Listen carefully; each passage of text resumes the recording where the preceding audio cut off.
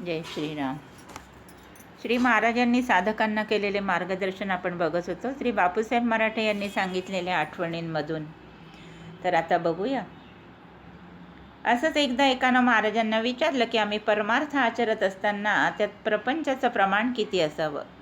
तेव्हा त्याला महाराजांनी सांगितलं होतं की राजवाडा बांधला असताना त्यात शौचकूपाची जरुरी असते ना, तेवढं प्रमाण असावं आणि तेवढ्यापुरतीच त्याची जरुरी असते. तो शौचकूप कितीही सुंदर कितीही मोठा जरी झाला तरी त्यातच जर तुम्ही जाऊन बसला तर तो वेडेपणा होईल.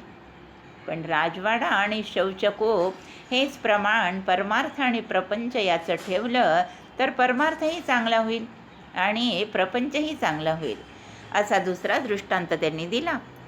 आणखी एक तिसरा दृष्टांत त्यांनी दिला की एकदा डेअरीचे लोक आले असताना त्यांनी हाच प्रश्न महाराजांना विचारला असता महाराज म्हणाले, तुमचा डेअरीचा धंदा आहे ना, 30 म्हशी आहेत.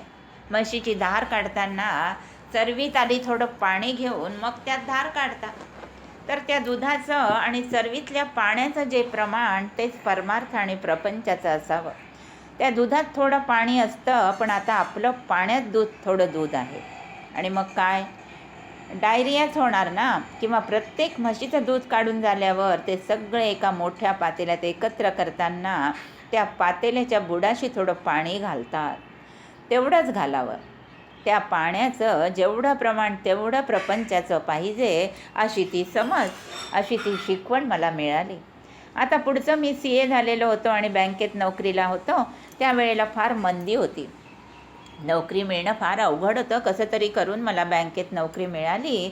बँकेत बेताचाच पगार, कामं खूप आणि बेताचा पगार. आणि काम तरी किती हो, सकाळी जायची वेळ निश्चित, यायची वेळ निश्चित नाही. रात्री 10-11 वाजेपर्यंत काम आणि काम. नाही केलं तर उद्यापासून येऊ नका असा दणका. लेबर लॉज अजिबात नव्हते. येऊ नका म्हणजे चूल बंद पडायची, अशी परिस्थिती. आमच्या बँकेच्या 2 परीक्षा होत्या आणि त्या मी द्याव्यात म्हणून महाराज माझ्या मागे लागले. म्हणाले, सोन्या बापू, त्या परीक्षा द्याव्यात. मला यायला उशीर होतो, अभ्यासाला वेळ नाही, अशी एक सबब मी सांगत असे. पण खरी सबब काय होती सांगू का? मी होतो चार्टर अकाउंटंट. त्यामुळे त्या परीक्षेला बसणं म्हणजे मला कमी प्रतीचं असं वाटत होतं. BA झालेल्यांना पुन्हा मॅट्रिकला बस म्हणण्यासारखं वाटे मला ते. माझी वरची परीक्षा झाली, पुन्हा खालची परीक्षा कशाला द्यायची हेच मला डाचत होतं. ते नको वाटायचं मला. पण महाराज काय म्हणायचे, तसं नको करू. आपण जी लाईन घेतली आहे ना, त्याचं शस्त्र पाजळून ठेवलंच पाहिजे. पूर्वी काय होतं की BA होऊन जरी कोणी रेव्हेन्यू किंवा पोस्टात लागला तरी त्याला लोअर हायर अशा परीक्षा द्याव्याच लागत आणि त्या परीक्षा पास झाल्या नाही तर बढती थांबायची असतात. दणका असे त्यावेळी. म्हणून महाराज काय म्हणाले, आपण जर या परीक्षा दिल्या नाही तर काय होईल सांगू का? तेवढंच त्यांना कारण मिळेल आणि तुझी बढती थांबेल. त्या परीक्षा तू दे, त्यामुळे बढती मिळेल असं नाही. पण नाही दिल्या तर वरिष्ठांना त्याच्यावर बोट ठेवून त्यांच्या पित्यांना वर सरकण्याची संधी मिळेल, पित्यांना. आणि त्यावेळी तुला वाईट वाटेल की मी त्या परीक्षा दिल्या असत्या तर यांना बोलायला तोंड राहिलं नसतं. पित्त्या म्हणजे लक्षात आलं ना, ते त्यांचे पित्ते आहेत असं आपण म्हणतो की नाही, तसं. तर ते पित्ते वर सरकवणारच आहेत आपले. पण त्यांना हे बोट ठेवून ते करता येऊ नये म्हणून आपण परीक्षा द्याव्यात. आणि त्याप्रमाणे मी परीक्षेला बसलो, महाराज म्हणतात म्हणून, आणि पहिल्या वर्गात पास झालो. कारण माझा तो अभ्यास तयारच होता. असं कल्याण करायचं होतं महाराजांना. पुढे महाराजांनी सांगितलं तसंच झालं. माझ्या आयुष्यात बढतीची वेळ आली तेव्हा वरिष्ठांनी सरकवलेच त्यांचे पित्ते पुढे. पण परीक्षा पास झालेली नाही ही सबब त्यांना सांगता आली नाही. त्यामुळे माझ्या मनाचं समाधान राहिलं, नाहीतर मला नक्की वाईट वाटलं असतं. आणखी महाराज काय म्हणाले, ज्ञान आहे ते घेऊन ठेवावं. आपला तवा तयार आहे, नुसत्या पोळ्या भाजायच्या आहे. आपलं काय होतं आहे, आपलं काय जात आहे, ज्या लाईनीत आपण आहोत तिथली शस्त्र आपण पाजळून ठेवलीच पाहिजेत, असं ते संतांचं मार्गदर्शन असतं. आणि त्यांनी सांगितलं तसं घडलं सगळं. मला बढती मिळाली नाही पण समाधान मिळालं.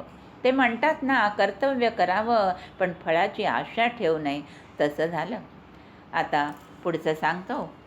तर माझी एकदम मुंबईला बदली झाली. 1952 साली मी सोलापूरला होतो. 6 वर्ष तिथं बँकेत होतो. मुंबईला गडबड झाली, मोठीच गडबड झाली. मुंबईच्या एजंटचे काही व्यवहार झाले आणि माझी टेलिफोननी बदली झाली मुंबईला. माझी प्रकृती मुळात अशक्त, पोटाचा विकार. वडील काय म्हणाले, अरे मुंबईला जाऊन काय करतोस, तुझ्या पोटाचा विकार तिथे वाढेल. इथली मुंबईची हवा अशी दमट, तिथली कोरडी हवा मला मानवली होती. आता मला तर प्रश्न पडला, माझी बदली झालेली, तुम्ही मुंबईला जा, आम्ही तुमची निवड केली असा आदेश आला. आणि वडील तर असं म्हणतायत.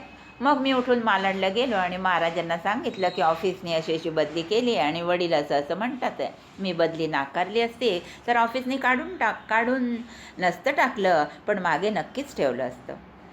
महाराज काय म्हणाले, इथली हवा चांगली नाही हे मी कबूल करतो, पण इथं येण्यानं मनाला शुद्ध हवा मिळेल म्हणाले. मनाला शुद्ध हवा मिळेल मुंबईला आलात तर. का वा. आणि मनाला जर शुद्ध हवा मिळाली तर शरीराला अशुद्ध हवा चालते. मन प्रसन्न असलं तर सगळं प्रसन्न. मी मालाडला वारंवार जाणार म्हणजे मनाला शुद्ध हवा मिळणार. नुसती शरीराला शुद्ध हवा मिळणार आणि मनाला शुद्ध हवा नसेल तर काय उपयोग हो. मुळात मन प्रसन्न हवं, मला पटलं ते सांगणं. म्हणून महाराजांच्या सांगण्याप्रमाणे मी निमूटपणे मुंबईला आलो. तसा मी आलो आणि माझा अभ्युदय झाला. सारखी वरती वरती वरती प्रगती झाली आणि मालाडलाही सारखा जाऊ शकलो. तोही फायदा झाला. नसतो आलो ना तर भलताच मागे राहिलो असतो. आज ज्या काही आठवणी मी सांगतोय, जे काही बोलतोय ते मालाडच्या त्या संत संघामुळे बोलतोय. महाराजांना ते हवं होतं आणि मग 9 वर्ष त्यांच्या सहवासात उत्तम गेली. त्यांचं मूळ त्यांच्या मार्गदर्शनात, त्याचं मूळ त्यांच्या मार्गदर्शनात आहे. जय श्रीराम. आता उद्या बघू. श्री अनंतकोटी ब्रह्मांड नायक राजाधिराज सच्चिदानंद सद्गुरु श्री ब्रह्मचैतन्य महाराज की जय. श्री ब्रह्मानंद महाराज की जय. जय जय रघुवीर समर्थ. श्रीराम श्रीराम श्रीराम.